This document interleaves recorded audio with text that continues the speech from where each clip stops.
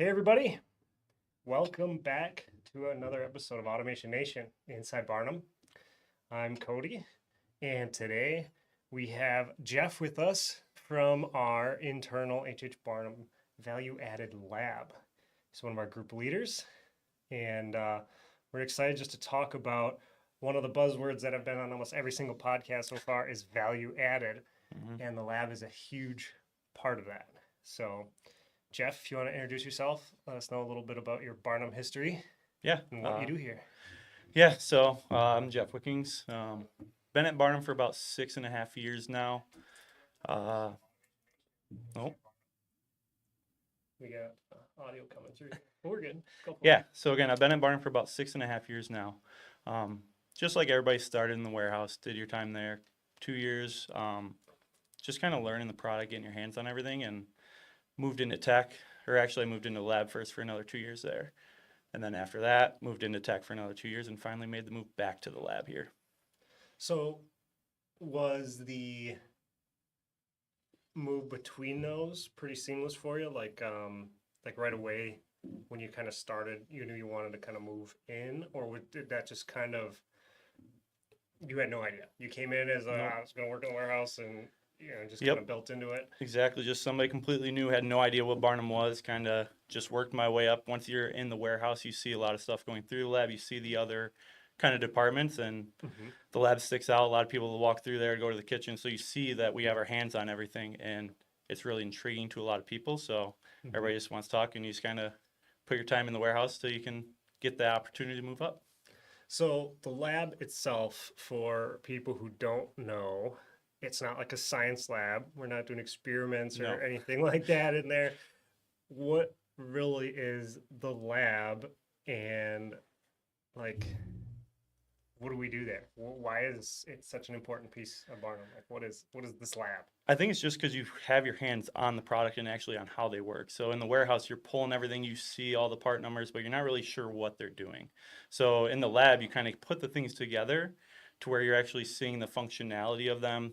People here is doing the air testing and all that. So there's all of that going on, electrical air testing, Okay, so but we're it's doing just, electrical testing, we're doing air testing. yep, manifolds. We do the air preps. And then on Travis's side, um, we do all the wiring, lens of drives, some lights, stuff like that. Okay.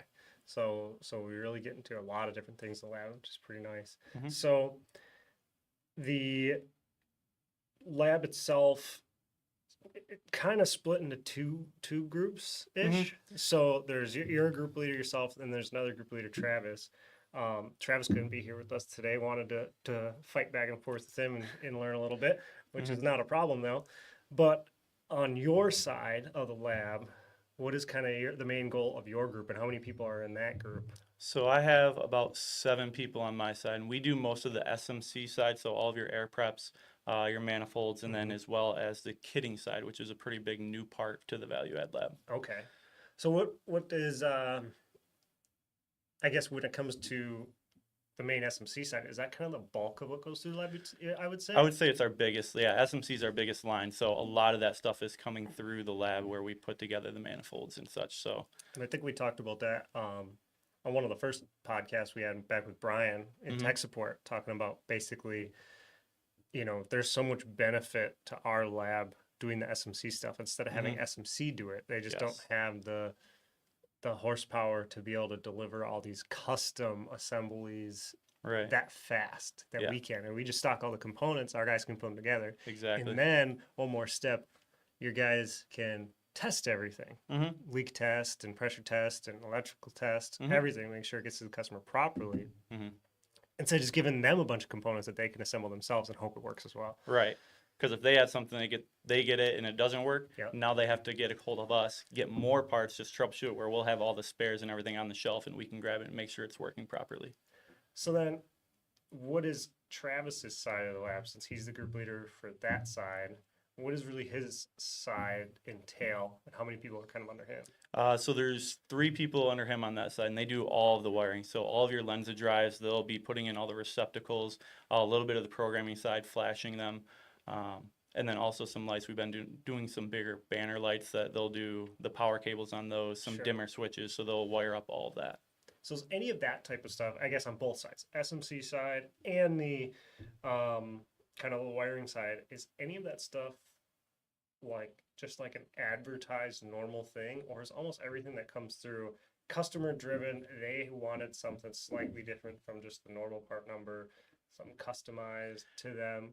Yeah, I Like mean, it's almost always a custom a setup. lot of them, and a lot of them comes from the trailer. I know you guys have talked about that on here quite a bit. Hmm. They'll see those lights on the trailer, and they need a specific cable that maybe is not the same as our trailer. So they're, well, I'd like this light, but how can I get to work for my factory, my system? Sure. And that's where we get into the customization portion.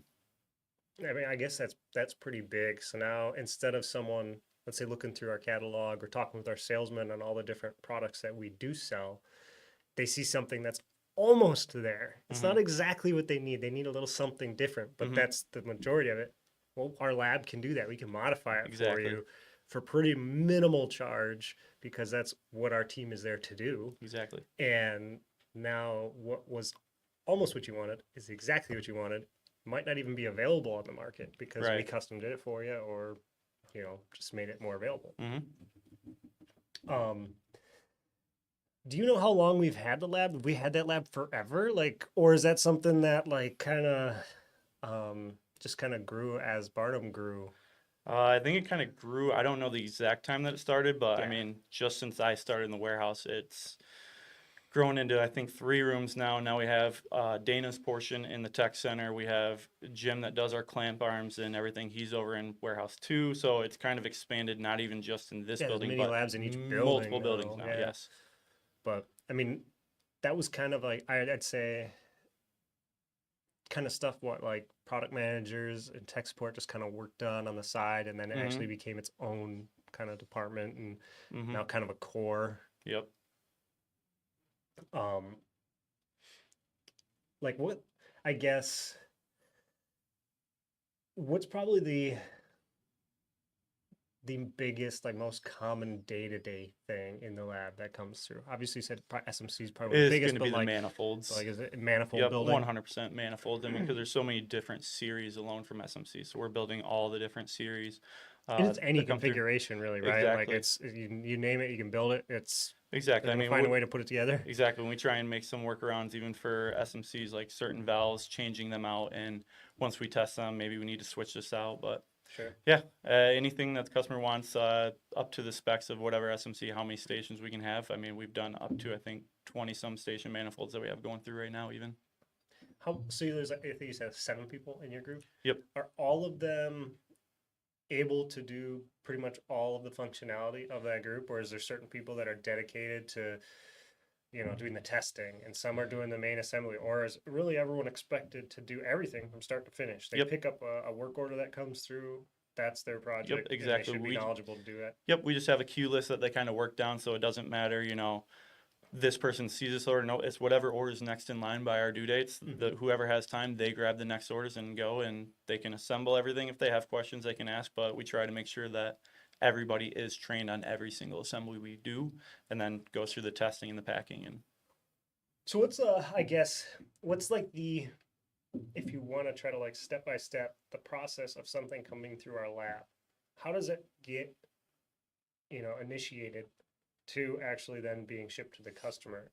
Like, what's kind of our process of that? Is it all being done digitally in the back end? It's all being tracked? Is it all manual? Is salesman involved in all these parts? Is purchasing pricing? Is it a whole team effort on every single one of these, or is it just like magically parts show up on your desk, right. you assemble them, and they leave just like Santa's workshop? Yeah. So everything kind of starts either with the salesman or customer service, or I guess now the customer. So they'll reach out to our tech support group, and they do all the BOMs for most of the manifolds. The apps team does some of the wiring side, the drives and everything. Hmm. So the BOMs are already put together when they come to the lab, and then they get shipped to the warehouse. Warehouse gets all the parts to pull. They have their full BOM, and they bring it in, and that's where it gets added to our list based on the required date. And once we go through that required date, all the parts should be there. The instructions are on the work order, so we should have everything we need to build them. If there are any questions, we reach out and get a quick response. So, And so everything, when it makes it to you guys, everything is usually, let's say, in a crate, in a box. It's mhm. all binned up, ready to go. there's no one in the lab that has to go like individually go and find components. They're not running through the warehouse saying I need this or this. They're not No, picking from a location and assembling. Everything is right there like a darn Lego set ready to go. Like that's exactly. how good our organization is for Correct. that. Yeah, they got it down pretty good in the warehouse with the scanner and the pulling system and everything. Just very efficient. Be very inefficient for us to go and pull the couple of parts and oh, now I need to go back to this location because so many of those manifolds use the same parts. Sure. We'd be backtracking a lot, so they have that down pretty well in the Mhm. warehouse. Do during that assembly process is I guess there anything I don't know unique that we do? I mean, obviously the testing or things like that that would really kind of put our work orders or custom assemblies separate from others. I mean to the point where it seems like we even put customers' part numbers on these things. Yep. Even if it's like not even a full assembly, they'll just maybe even make a work order that goes through the lab that just like part changes. So now it's under a different name for a customer, things Right. like that. Yep. Like it seems pretty Exactly. unique. Yeah, so we label every single order and they're also photographed. So that way, if there's anything wrong with the build, we can go back and check the photographs, see how it was sent out, see what happened, where the mistake was made. Um, and then we also use that to kind of help us with future builds. If something comes out and somebody's not too sure on the assembly, if the Hmm. instructions aren't fully clear for us, we can go and reference those old photos to make sure everything's exactly as it should be. That's pretty neat. Mhm. Is Is there, I mean, everyone's kind of got when they get their queue, get their work order, they're expected to just do that when I'm done. But is there any like team effort or teamwork on some of these projects at all too? Oh, Obviously, I would think Travis's absolutely. group for sure when they're doing some pretty big projects. Oh I mean, yeah, they they are got them. assembly lining some of those things Hmm. basically. Very large drives, so they'll kind of just line them up and do an assembly line. One person's prepping all the receptacles, and then the next person goes and installs them. Then the next one puts the wires in. One person goes, so they got a nice system there. Same on the SMC side. If we get some larger builds, 150 FRL units or Hmm. manifolds, we'll have people tag team that just to try and speed up that one. What since we'll use manifolds as a good example again. If someone orders a custom manifold and we have everything in stock, which we usually probably do because we're one of the biggest SMC stockers. Hmm. If we have everything in stock, someone has a custom manifold that's within a pretty normal realm, how long does that usually take? So someone is expected to get a part in 3 days. How much does going through the lab like add to that process? It doesn't really add too much. I mean, we have it pretty well set that even if a rush system, we can get something out the same day. If somebody's down, we can kind of jump that in front and get somebody up and running if Hmm. needed. General, I mean, I would say maybe a day, day and a half with the allocations for how it goes to the warehouse, comes to us. But once it's in our hands in the lab, we can get it built same day. And so we usually do just a 2-day lead time there. That's pretty good because I Hmm. know certain people, customers, maybe if they're ordering something, there might be they're used to saying, oh, if it's going to be a custom, or if someone's got to get their hands on it to Right. change something, the lead time is going to exponentially increase, and we're not going to deal with that. We just want our parts, and we'll do Hmm. it ourselves. Well, now if our stuff's only going to add a day or two Hmm. to their order, I mean that speaks for itself alone because now they don't have to spend multiple days sifting through the parts and assembling it themselves, and hopefully they Exactly. got it right. And that's how we got a lot of the business from SMC as well, because they obviously have all the parts stocked as well, but that facility's pretty large, so to go grab each individual part and then Hmm. assemble for everybody, that jumps their lead time out. So I was able to help us get a lot more business as well. Oh, let's see. Look at my notes here. If there's anything cool here to talk about, we got a lot. This is Yeah. this is a good conversation so far. Thanks, Jeff. Mhm. Um, I guess for people that are in our lab, is there any particular skill sets you guys look at for people to move into the lab or even hire directly into the lab, or is it really a we can get anyone in there as long as they're willing to learn and they're comfortable using some basic tools? Or Right. is there some like, hey, these are the type of people we kind of want in the lab? Yeah, we definitely want people that are technically minded. I mean, just putting stuff together. Some people as kids are always taking things apart all the time. So now we have to put them back together. So having Hmm. that technical mindset, like learning, oh, this has to go here, kind of like feeling that out, that definitely helps in just wanting to work with your hands. Yeah. Yeah. You guys don't have any strict like, hey, you got to go have some type of training or something ahead of time to be working in our Nope. lab or whatnot. Nope. It's really does this type of work fit you? Exactly.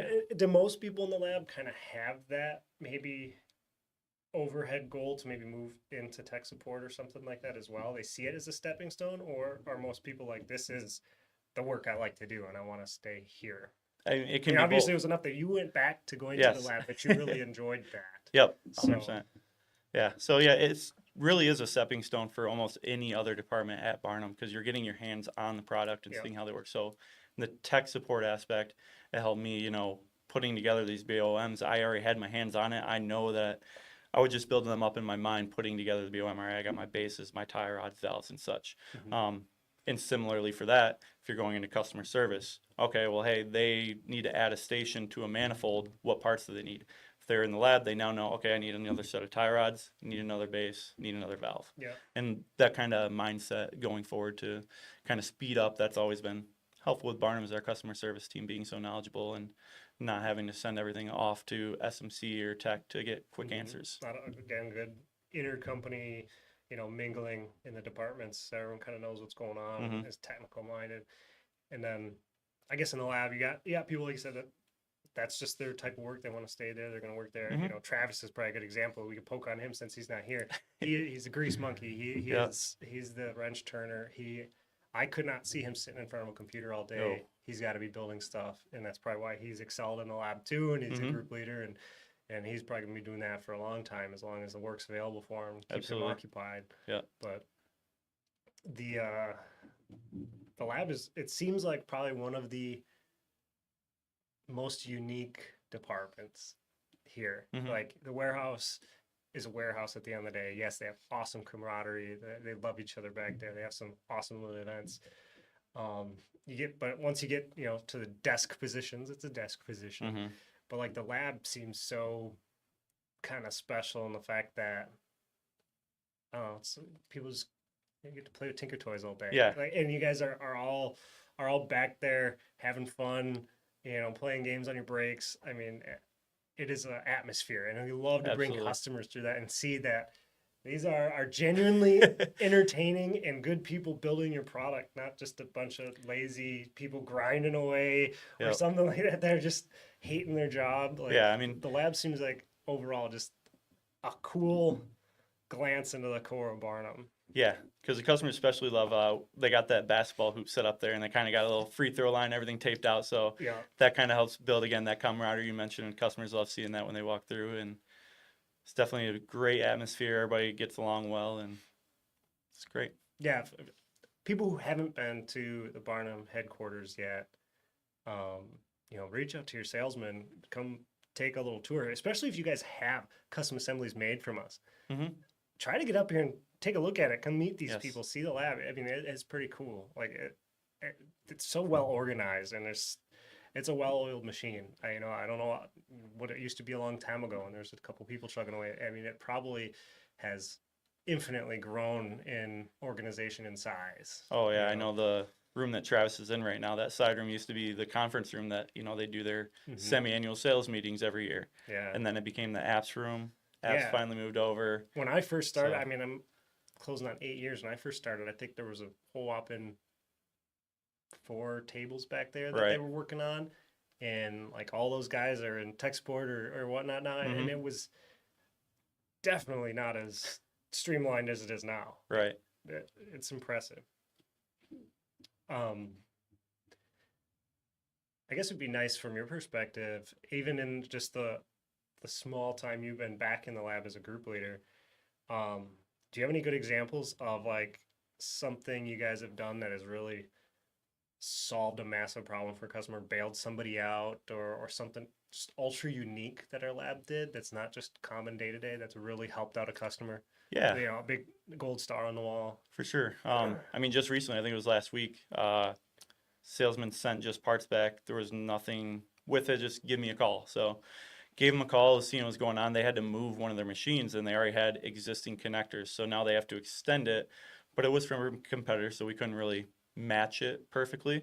So we were able to take their cables, put together BOM, and then Travis knocked it out and just did the continuity testing, make sure it was all pinned out correctly, and put that together kind of that way they didn't have to change their whole system. They had already had these existing connectors, but they had to move the machine, so they needed an extra 25 foot of So cable. basically making special extension cords Right, for the exactly. machine that are one-offs for them, bail them out so they don't have to rework the whole Exactly, because system. that's a lot cheaper than getting into the cabinet that they had moved, changing all the wiring in there for connectors and whatnot. So And if we're everything's plug and play, you don't have to get any special electricians involved, all that kind of stuff. exactly. Yeah. Yep, they And love the plug and play over there on the wire side, make everything so that, anybody can just take it, swap it out, and ready to go. he was able to knock that out in like a day, get Oh that all yeah. stuff set up for him. Yep. How many? Do you know how many it was? Like, was So it was pretty it decent? was one Ethernet cable and then one just one standard IO cable Style. that we went with the Ilmi connectors, just the Mixo inserts and everything. So got that whole BOM together, and then Travis put it all together and tested, and all worked out. That's pretty slick. Mhm. Yeah, I mean, I like walking through that lab and seeing some of just the weird random ones. You're like, what the heck are you guys working on now? Like, Right. there's always some new thing there. Someone's working on. They got this just giant stack of cables. And you're like, Yeah. what is this? You know, like, Yep. or the countless amount of drives, or you see one of these days someone's got a air prep that's the size of this table, and you're like, what Yes. are you guys trying to move with all that air? It does make you wonder. Some of the stuff that comes through is really cool, Mhm. and I assume some people really get kind of excited about seeing some of that come through. I know I actually do see some of the guys in the lab taking their own personal pictures and sharing stories about how cool some of these products are, on LinkedIn, things like that, Yep. because they're proud of what they're doing too. They're Absolutely. excited to show off what they built. Yep.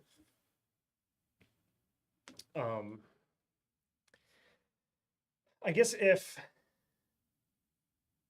you as well, if you had kind of one thing for either someone internal to Barnum, either they're new or have been here forever, or someone external, even, that if they don't know a whole lot about the lab, what is something you would tell them that you wish they knew about the lab? Like maybe someone has a generalization about the lab. All they do is build out manifolds or something like that. Like what's something that you every day were like, I don't know, I wish so and so salesman understood we did this, or something like that. Like what is kind of that thing you wish more people knew about the lab?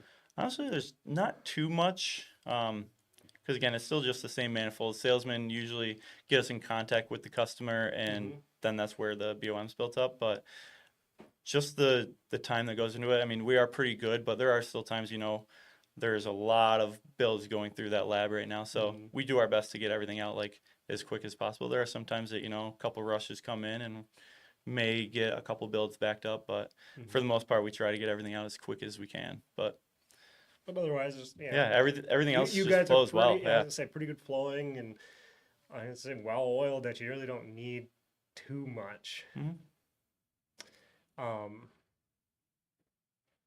Is there any other like kind of specialty kits or bag and tags or anything like that that come through the lab that also is kind of unique to kind of flaunt? Yes, for sure. The newest one are a lot of our kitting and labeling kitting. So we'll put together these full boxes of just cables if somebody's setting up a new machine, and then we have all the cables labeled so they can just pull and again plug and play. They just look at the label on the cable and they can just go and put it into the machine. They don't have to question of does this cable go to this Ethernet port or that one. They're all specifically labeled for that, and that's been ramping up quite well. We actually just had someone in our chat mention machine impact guarding kits. That's something that actually, yeah, is a good point to bring up. From our fencing to all that, like that's all part of our lab too. I mean, even custom spooled cable is technically part of the lab. Like, yeah, I mean, there's the stuff you guys do here, but then our warehouse too, yeah, it has some Houses all that big guarding and everything. The guarding. I mean, we even got someone who will saw and cut individual fence panels for your project. If SATEC can't get around to just the standard builds, if you need them a certain size, get the guy with the bandsaw out there, exactly, cut them up, and and Brennan, yeah, he does a great job with that. And whenever he's got free time, he's over helping us in the lab over here. So, I guess kind of to maybe we have a good discussion here. Kind of wrap it Mhm. up. Do you see anything changing with the lab in the near future? Have you guys had any discussions on expanding it or maybe moving out completely, getting your own little building? I don't even know. Like, is there any? Eventually, I'm sure. I mean, as much as it's grown just since, me and you have been here, so it's going Even to have to having a grow at some remote point. lab for all of our new southern territories, guys will have maybe a mini lab down in Nashville or something. Yeah, absolutely. I mean, we could definitely get to that. We talked about moving the lab to a different building, but just with having to go and get parts and spares and all that stuff, Yeah, just takes more time. So definitely want to keep and try and have it housed in the same area as yeah. the Being general close to stock, the but stock is probably exactly. what really drives your efficiency. Exactly. So there'll be that, but expanding, especially with the kitting up and coming, I mean, that's Hmm. not a small task. It's not just a couple of cables. I mean, we're talking probably 40, 50 cables in a box and all labeled and everything. 20 of those boxes. It adds up. So we just need a lot of space. So I'd say the next thing is probably just larger room, but we'll see Yeah. where that goes. Yeah, the kitting stuff does seem like it can take up a lot of space, a lot of time. Yes. And those are huge for especially those big material handling projects and things like that. Some of Oh, our yeah. salesmen are really getting into. I mean, now you can have your entire conveyor run. Every segment has a box that has here's your sensors, here's your cables, here's your brackets Hmm. for that section labeled for you. Now, anyone assembling that stuff doesn't even have to think about what they need. They've Right. got your whole kit ready to go. Hmm. And I mean, just again, that value added Yes, is because it saves them time so in the field. They don't awesome. have to worry about and go and find it from their crib or anything like that. They just have it all right there, and Hmm. so the time they save, it's so tremendous. Well, I think we covered as much as we can about the lab. And if anybody listening and watching, if you guys have not utilized the Barnum lab yet, try. Like, Yes. see if you got something the lab can make for you, a custom solution. You just want something changed, labeled different, whatnot. Reach out to us. Let us know. Jeff and his guys are and gals are just awesome at it. I Hmm. mean, I would say, do you guys really even get much for forever like oopsies? Like, how often do you Very guys get rarely. a little return saying this was assembled wrong? I Um, mean, I think I maybe had two in the entire last quarter, and for how much that we're actually pumping out yeah, there, it's really well. And yeah, that's part of the whole testing and everything. We try to hold ourselves accountable with that, making sure it's tested on the way out. The photos, to, yeah, if it was wrong, we'll update the photos, update the instructions to make sure that same thing does not happen again. absolutely. Well, good deal. I think we covered as much as we can again, and we reiterate that was a Yeah, lot. But Jeff, thank you for joining me talking about the lab. of course. Thanks for having Um, me. I think, like I said, it's a little glassed over department once in a while. 'Cause everyone's always talking about the salesman and tech support things like that. So I wanted to make Hmm. sure we got you guys on here and talked about that. Hmm. Um, I talk to you guys again in the future as some more stuff changes For and sure. expands in the lab. But like always, reach out to your Barnum sales rep if you need anything from us or you want a tour. Come check out the lab. Um, but thanks for watching another episode of Automation Nation, and thank you, Jeff, for joining us. Yeah, thanks for having And me. we'll catch you guys next time.